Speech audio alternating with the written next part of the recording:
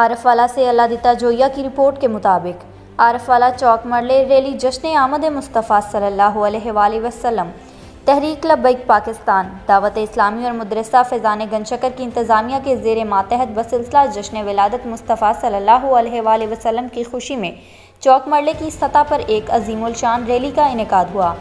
Rally मदरसा गंजशकर से शुरू हुई और मुख्तलिफ रास्तों से होती हुई जामिया मस्जिद के सामने इख्तिताम पजीर हुई।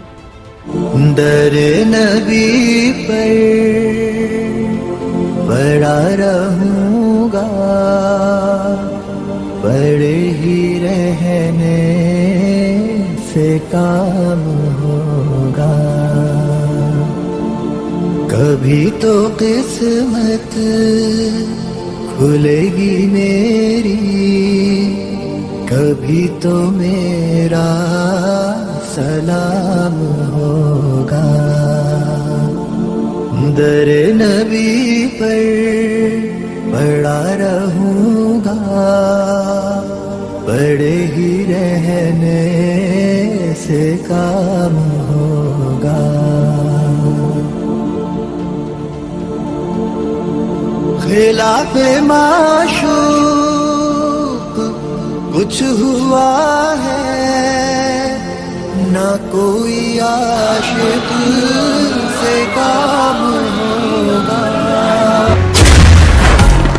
मेरे मौला मौला अल्लाह अल्लाह, मेरे मौला मौला अल्लाह, तू है रहमत वाला, नाम है तेरा बरकत वाला। अल्लाह तू है रहमत वाला, नाम है तेरा बरकत वाला।